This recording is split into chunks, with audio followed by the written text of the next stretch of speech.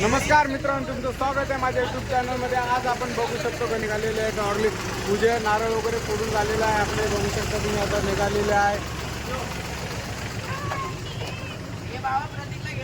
हे सगळे निघाले आहेत, बघू शकता तुम्ही. आता हे सगळे ग्रुप आपले निघणार आहे. तुम्हाला थोड्याच वेळात दाखवतो पुन्हा.